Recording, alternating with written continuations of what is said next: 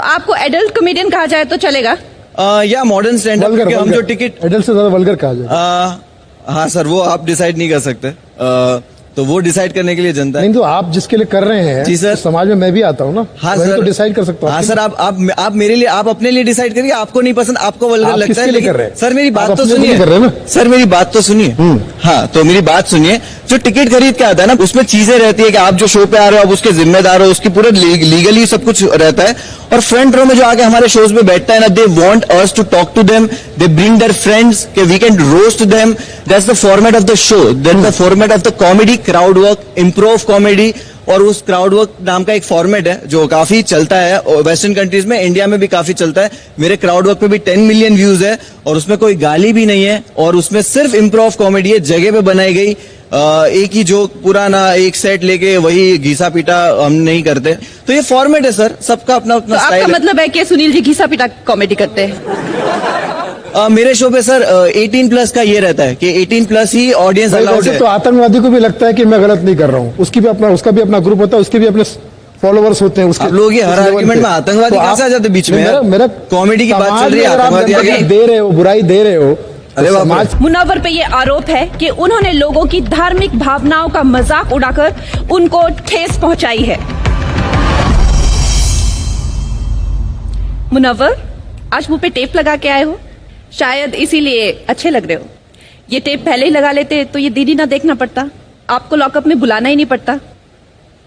मजाक कर रही हो यार, हम भी तो जोक मार सकते हैं ना। मुझे पता नहीं था यहाँ पे बोलने की आजादी है या नहीं, तो आई वॉज प्रिपेयर, बट आपने अगर बोला है तो मैं बोल ही सकता हूँ आगे। मुनव्वर, वैसे तो आप स्टेज पे बहुत परफॉर्म करते हैं, जी है ना, ये तो आपके लिए एक प्लेग्राउंड ही है, लेकिन ये आज पहली बार लॉकअप के स्टेज में आपको कैसा लग रहा है? अच्छा लग रहा है, थोड़ा डिफरेंट है और पहली बार तो नहीं है लॉकअप, तो आई थिंक नेट प्रैक्टिस कर चुका हूँ। सही से बताओ, यहाँ पे क्यों आए हो? मुझसे पंगा लेने के लिए तो नहीं आए? नहीं, आपसे पंगा लेने के लिए तो नहीं आया, बट आया हूँ अपनी बात रखने के लिए, लोगों को एंटरटेन करने के लिए, कि लोग देखते कि इसको कोई देखे ना तो मैं 24/7 दिखूंगा शायद, और आपके होने की वजह से शायद बॉयकॉट भी नहीं होगा। इसकी गारंटी मैं नहीं ले सकती। Let's see. देखो, वैसे तो सबको पता है कि तुम कितने पानी में हो, अच्छा, हाँ, लेकिन फिर भी I am giving you 60 seconds okay, to impress the audience, to say what you want to say. Your time starts. Yes, so my name is Munawwar Faruqi. I'm stand-up comedian. मेरे 120-500 से ज्यादा व्यूज है YouTube पे, almost 2 million subscriber. But लोग मुझे सिर्फ इसी नाम से जानते हैं कि मैं जेल गया था। मैं जेल जाने के बाद जब बाहर आया, चीजें बहुत बदल गई है। लड़कियां पिकअप लाइन भी इस तरह के यूज करती है कि are you bartender because you always behind the bars.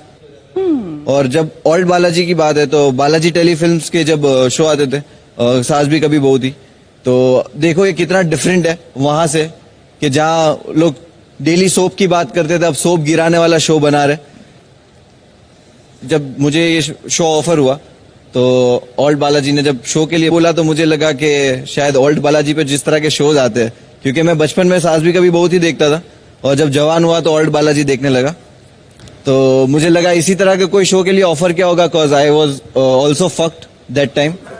But उन्होंने मुझे जैसे ही कॉन्सेप्ट बताया कि ये लॉकअप कॉन्सेप्ट है तो मैं काफी एक्साइटेड हुआ कि पुलिस वैन से तो मैं जा चुका हूँ एक बार लॉकअप, वैनिटी वैन से कभी नहीं गया, तो आई थिंक ये चांस लेना चाहिए। मैं यहाँ किसी को बुलाना चाहती हूँ जी जो आपसे बहुत प्यार करते हैं, है तो वो भी कॉमेडियन, लेकिन उनका अंदाज थोड़ा अलग है। अच्छा, प्लीज आ जाइए।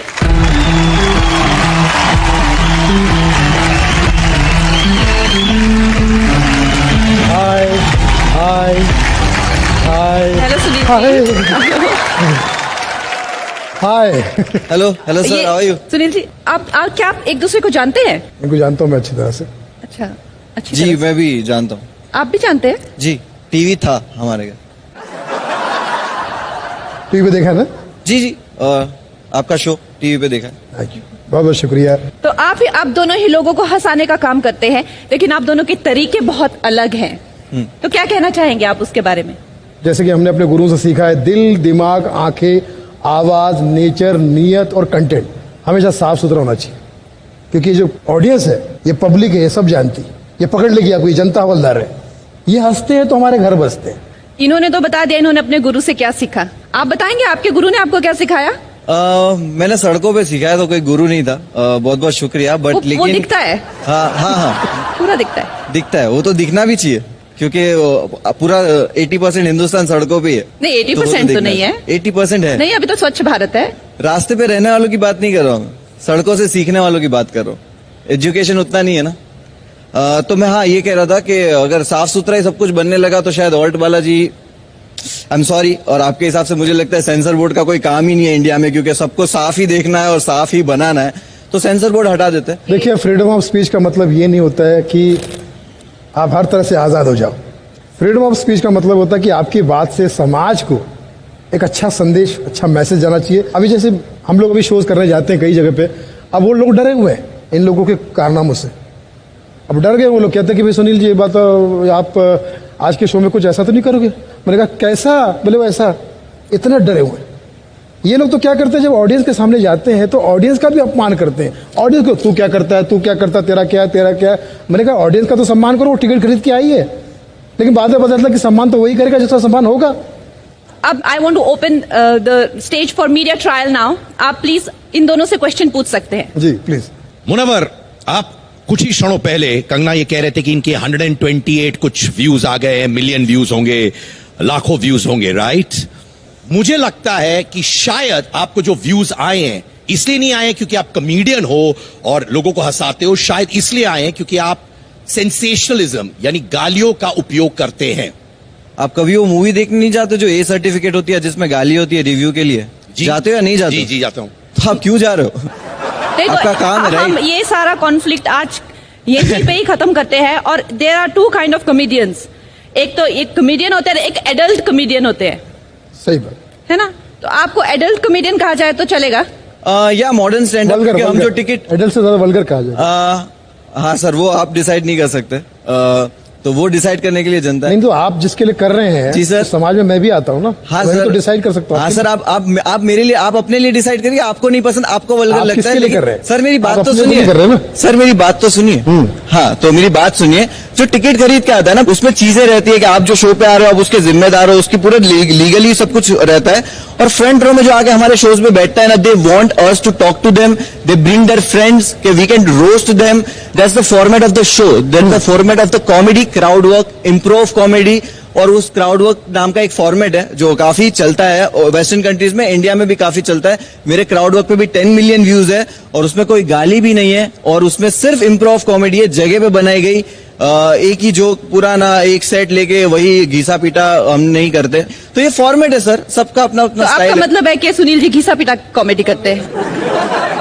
मेरे शो पे सर 18 प्लस का ये रहता है कि 18 प्लस ही ऑडियंस भाई, अलाउड वैसे है। तो आतंकवादी को भी लगता है कि मैं गलत नहीं कर रहा हूँ, उसका भी अपना ग्रुप होता है, उसके भी अपने फॉलोवर्स होते हैं। उसके आप लोग ये हर उस लेवल आर्गुमेंट पे। में आतंकवादी तो कैसे आप- आ जाते बीच में? मेरा मेरा कॉमेडी की बात समाज चल रही है, में अगर आप आतंकवादी आ गंदगी गए। दे रहे हो, बुराई दे रहे हो, अरे तो बाप रे। समाज ओके, आई थिंक ये टॉपिक जो है, लाइक आई सेड, यहाँ पे वही होगा, ये मेरी जेल है जो मैं कहूंगी।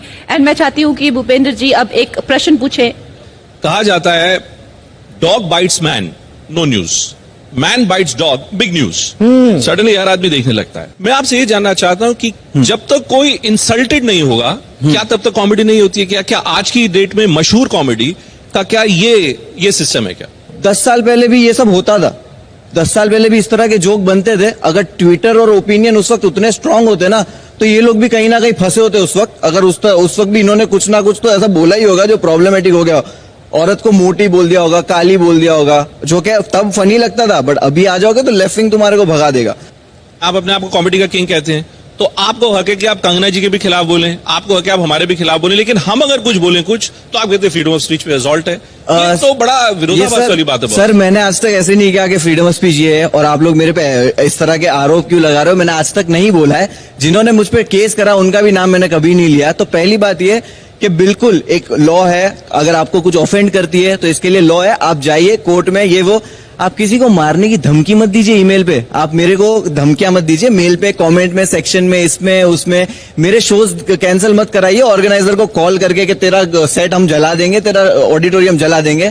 उससे प्रॉब्लम है सर, एफआईआर से प्रॉब्लम नहीं है सर। मैं आपके कॉन्वर्सेशन में इतनी बारी कि इतने सारे लाइक्स है, इतने सारे ये हैं, आपका मकसद क्या है? कॉमेडी से चेंज करना है कुछ या सिर्फ लाइक्स? नहीं नहीं, मुझे कॉमेडी से कुछ चेंज नहीं करना है। कलाकार क्रांति नहीं ला पाया आज तक, हिस्ट्री उठा के देख लो। मुझे सिर्फ लोगों अरे को हंसाना। अरे अरे जी, क्या कहा आपने? कलाकार क्रांति कलाकार क्रांति नहीं ला पाया।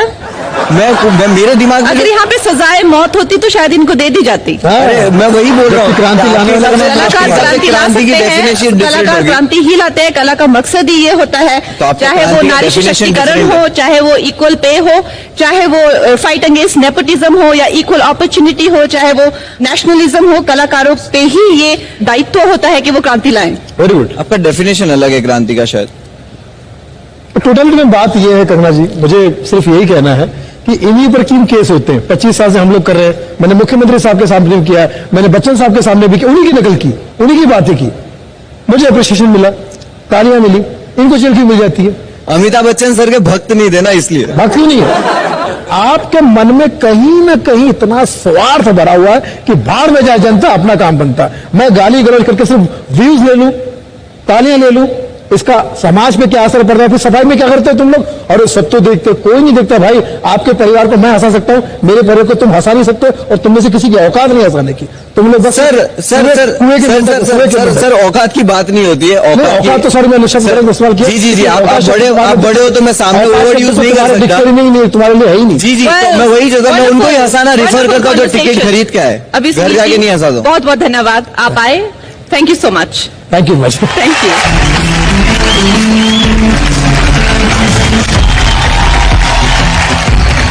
मुनव्वर, आपने जो बोलना था बोल दिया, लेकिन हमने जो सुनना था हमने सुन लिया, और बाकी जो नहीं सुनना था उसे इग्नोर कर दिया। और आपको 10 हफ्ते की सजा सुनाई जाती है लॉकअप पे, लेकिन ये सिर्फ सजा नहीं है, ये एक बहुत बड़ा मौका है आपको अपनी बात दुनिया के सामने रखने का, अपना पक्ष रखने का। और आप एज ए हीरो इमर्ज होंगे या एज ए विलन, वो सिर्फ आप डिसाइड कर सकते हैं और कोई नहीं।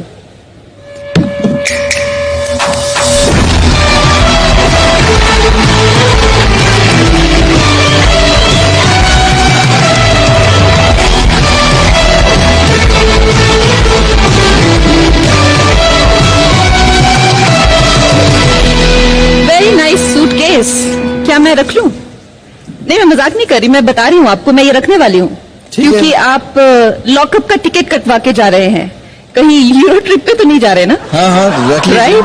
और मेरे लॉकअप में आप सिर्फ 3 चीजें लेके जा सकते हैं और बाकी सब मैं रख लूंगी। इसमें से मैं सिर्फ 3 चीजें निकाल सकता हूँ।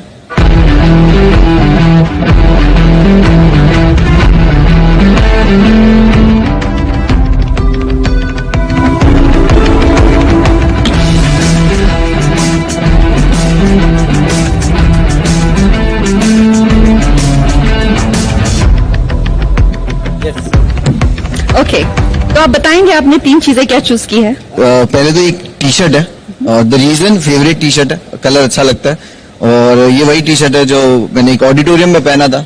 3 घंटे परफॉर्म करने के बाद स्टैंडिंग ओवेशन मिला था, इंक्लूडिंग फैमिली ऑडियंस। और ये है नमाज की टोपी है, और ये नमाज पढ़ने का मैट है, मुसल्ला। अरे वाह, great Munawar, thank you. And I hope आप इस मौके का फायदा उठाएंगे जरूर, और अपने आप को सही साबित करेंगे। This is Kangana Ranaut and that was my time with you. Thank you so much.